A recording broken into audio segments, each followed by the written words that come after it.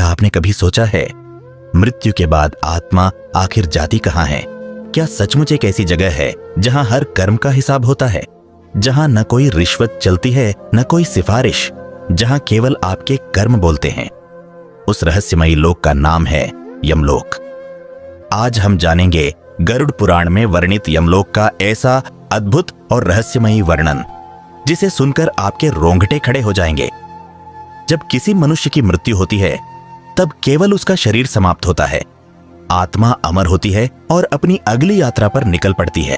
गरुड़ के प्रश्नों के उत्तर में भगवान विष्णु ने बताया कि मृत्यु के तुरंत बाद यमदूत आत्मा को लेने आते हैं। इनका स्वरूप अत्यंत भयावह बताया गया है।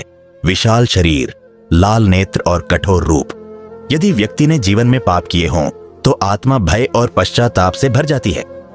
यदि उसने धर्म, दया और सत्कर्म किए हों तो यात्रा अपेक्षाकृत शांत होती है। गरुड़ पुराण के अनुसार आत्मा को यमलोक तक पहुंचने में लंबी और कठिन यात्रा करनी पड़ती है। इस मार्ग में तपती भूमि, अंधकार, भय और कर्मों की स्मृतियां आत्मा के साथ रहती है।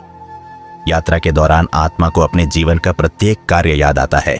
किसी की सहायता, किसी को दिया गया दुख, बोले गए शब्द और छिपे हुए कर्म तक। यह संदेश स्पष्ट है, इस संसार में किया गया कोई भी कर्म बिना फल के नहीं रहता।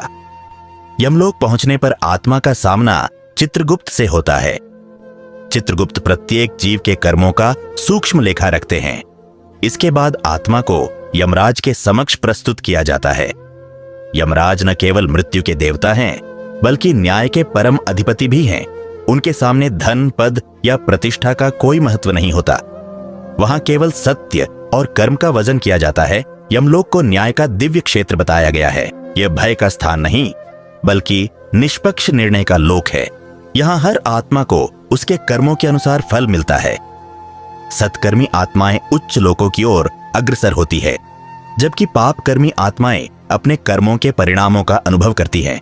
यमलोक हमें यह सिखाता है कि ब्रह्मांड में न्याय का एक अटल नियम कार्यरत है। यमलोक का वर्णन केवल मृत्यु की कहानी नहीं है, यह जीवन को सही दिशा देने वाला संदेश है।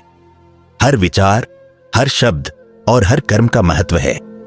दया, सत्य, सेवा और धर्म ये केवल आदर्श नहीं, बल्कि हमारी आत्मा की भविष्य यात्रा के आधार हैं।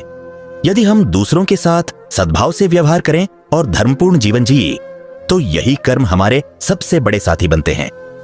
तो अगली बार जब आप सोचें कि जीवन का उद्देश्य क्या है, याद रखिए, यह संसार एक कर्म भूमि है और प्रत्येक कर्म का प्रभाव हमारे साथ चलता है। यमलोक का संदेश भय नहीं, बल्कि जागरूकता है। आज जो हम करते हैं वही हमारे कल का मार्ग बनाता है। इसलिए ऐसा जीवन जियो कि जब आत्मा यमराज के समक्ष पहुंचे तो उसे भय नहीं, बल्कि शांति का अनुभव हो। हर हर महादेव। जय श्री हरि।